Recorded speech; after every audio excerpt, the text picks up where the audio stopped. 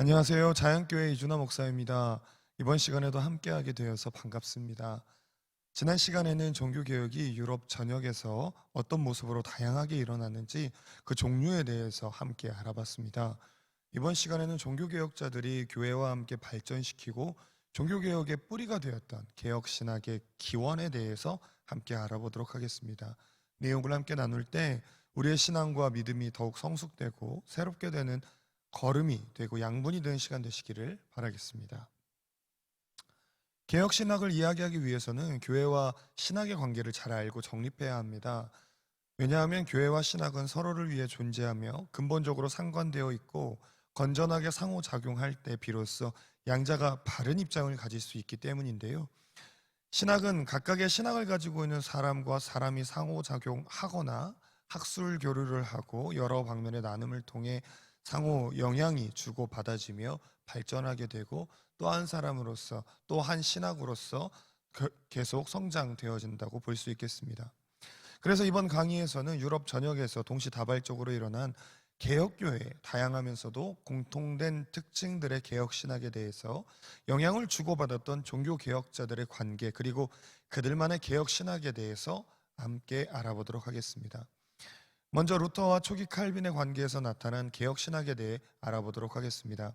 루터와 초기 칼빈에게는 각각 나름의 종교신학이 있었습니다. 그런데 스위스에서 종교개혁 운동을 하던 칼빈이 독일에서 종교개혁 운동을 하였던 루터와 루터의 신학을 교육과 문헌으로 접하자 크게 매료되었고 영향을 받게 되었다, 이렇게 볼 수 있겠습니다. 초기 칼빈은 루터 신학의 권위자였던 볼말에 의해서 루터와 루터의 신학에 대해 알게 되었고 크게 영향을 받았습니다. 그래서 칼빈은 이 영향으로 성경에 대한 관점을 가지게 되었습니다.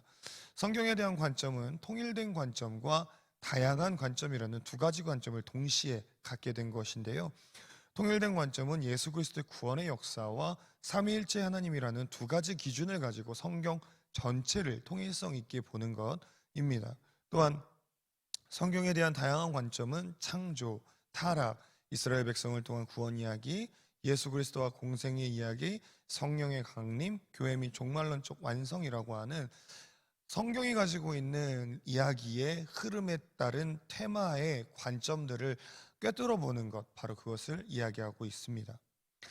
루터의 신학에 영향을 받은 초기 칼빈의 성경에 대한 관점 중 통일된 관점은요, 교부들의 신앙규범과 사도신경 및 니케아 콘스탄티노플 신조로부터 지지를 받을 정도로 완성도가 있었고 중요한 문서로 기독교의 유산이 되었습니다. 이후 중기 칼빈으로 넘어오며 후기로 갈수록 칼빈은 루터보다 쯔빙글리라고 하는 종교개혁자의 신학에 영향을 받으며 종교개혁과 신학을 이어가게 됩니다. 다음으로 독일에서 종교개혁을 이루었던 루터와 멜라니톤의 관계에 대해 나타난 개혁신학에 대해서 알아보도록 하겠습니다. 루터와 멜라니톤은 독일에서 일어난 비텐베르크 종교개혁 운동을 함께 이끌었습니다. 또한 루터파라는 개혁교회파의 선구자와 후계자라는 관계성도 가지고 있었는데요. 그렇기 때문에 루터와 멜라니톤은 밀접한 관계 속에 큰 영향을 상호 주고받았다라고 볼 수 있겠습니다. 이를 통해 최초의 루터교 신앙고백이라고 불리는 아우크스부르크 신앙고백서를 만들게 되었는데요. 이 신앙고백서는 루터가 아닌 멜라니톤이 작성하였습니다. 루터와 밀접하게 관계 맺으며 신학적 영향을 주고받았던 멜라니톤이 루터교의 최초의 신앙고백서, 이 아우크스부르크 신앙고백서를 완성한 것입니다.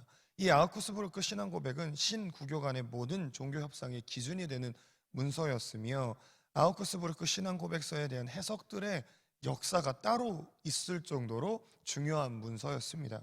이와 같은 중요한 신앙고백서가 나올 수 있었던 것은 루터가 비판적인 차원에서 종교개혁 신학을 서술하고 멜라니톤이 자신의 틀로 객관화하여서 일반적인 신학으로 창출하였기 때문에 가능했다. 그러니까 루터가 비판적인 입장에서 신학이라고 하는 것을 이야기하고 서설할 때 멜라니톤은 그것들을 듣고 잘 정리하였고 객관적으로 학문화한 역할을 하였기 때문에 가능했다, 이렇게 보면 되겠습니다. 그렇기 때문에 아우크스부르크 신앙고백서도 루터가 아닌 멜라니톤이 완성할 수 있었던 것입니다. 루터와 멜라니톤의 신학에서 차이가 있는데요. 그 차이는 바로 칭의론, 의롭다 칭함받음에 대한 신학 부분입니다. 루터는 신앙을 강조함으로써 선행이 약화되었다라는 평가를 받는데, 멜라니톤의 칭의로는 의롭다 칭함받았기 때문에 선행을 해야 한다. 즉 하나님으로부터 칭함받은 것에 대한, 의롭다 칭함받은 것에 대한 모습을 나타내는 것에 중점이 있어서 그 둘의 칭의론에 대한 입장과 생각이 달랐다 볼 수 있겠습니다. 다음으로 스위스 남부 지역에서 종교개혁을 이루었던 쯔빙글리와 블링거의 관계에서 나타난 개혁신학에 대해 알아보도록 하겠습니다. 쯔빙글리와 블링거는 종교개혁 지도자의 선후계자 관계였습니다. 쯔빙글리가 블링거보다 20년 정도 앞선 선구자였고요. 블링거는 젊은 나이에 쯔빙글리와 관계를 맺으며 그의 개혁신학을 전수받았습니다. 쯔빙글리가 제2차 카펠 전투에서 전사하자 블링거는 시민투표를 통해서 쯔빙글리의 후계자가 되었고, 약 40년 동안 쯔빙글리 신학을 그곳에서 후계자가 되어 지속하며 발전시켰습니다. 쯔빙글리의 신학은 다음 세대의 스위스 및 독일 남부 지역의 종교개혁 운동에 영향을 크게 미쳤습니다. 또한 영국과 유럽 다른 나라에도 후계자 블링거를 통해 신학이 전파되게 되었고요, 영향을 끼치게 되었습니다. 특히 쯔빙글리의 성만찬 이해, 개약신학, 그리스도의 신성과 인성에 대한 관계, 루터의 입장과 대조를 이루는 복음과 율법의 관계, 사회윤리에 대한 내용은 기독교 역사에 큰 영향을 끼치는 부분이라고 할 수 있겠습니다. 이런 부분들은 블링거가 이어서 집대성하였다고 볼 수 있겠고요. 이런 부분들이 잘 정리되어서 집대성되었기에 오늘날까지 이르고 있다, 이렇게 볼 수 있겠습니다. 블링거가 이렇게 할 수 있었던 이유는 쯔빙글리와 같이 정부의 긴밀한 협력이 있었기 때문입니다. 이런 국가적 협력을 통해 블링거는 쯔빙글리의 종교신학을 집대성할 수 있었고, 쯔빙글리 때부터 시작된 국가교회의 성격을 계속 이어나가며 신학 또한 완성해 갈 수 있었다 볼 수 있겠습니다. 다음으로 스위스 남북에서 종교개혁을 이루었던 쯔빙글리와 칼빈의 관계에서 나타난 개혁신학에 대해서 알아보도록 하겠습니다. 쯔빙글리에 대한 칼빈의 신학적 판단은 인생의 단계에 걸쳐 좀 다르게 나타났습니다. 초기에는 부정적으로 중기와 후기에 이르르면서 긍정적으로 나타나기 시작했는데요. 스위스 북쪽에서 종교개혁 운동을 진행하던 칼빈은 루터의 영향을 받았기 때문에 스위스 남부 지역에서 종교개혁 운동을 하던 쯔빙글리의 신학에 부정적인 견해를 보였고, 또한 해내고 있는 종교개혁 자체를 못마땅하게 여겼습니다. 특별히 성만찬에 대한 부분에 대해서는 강한 부정을 나타냈는데요. 왜냐하면 쯔빙글리는 성만찬을 할 때 나누는 떡과 잔은 예수님의 떡과 잔을 회상하게 되는 것, 다시 기억하게 하는 것뿐 다른 어떤 의미가 없다라고 하는 것으로 칼빈이 들었기 때문에 그 주장을 듣고 성만찬에 대해서 쯔빙글리가 주장하는 성만찬에 대해서 강한 부정을 나타냈다 볼 수 있겠습니다. 그러나 칼빈이 쯔빙글리의 후계자인 블링거와 취리히 협약이라는 신앙 고백서를 작성하면서 쯔빙글리의 신학을 긍정적으로 보게 되었습니다. 왜냐하면 쯔빙글리의 성만찬 신학이 단순히 영적 회상만 있는 게 아니라 하나님의 영의 자유성과 다양한 신학적 중점들이 그 안에 있다는 것을 그 자리에 있어서 비로소 알게 되었기 때문입니다. 그래서 칼빈은 루터 교회와의 그 관계를 청산하기 시작했고요. 스위스 개혁교회 속으로 들어와 제네바 종교개혁을 이 종교 신학의 영향 안에서 일으켰다 볼 수 있겠습니다.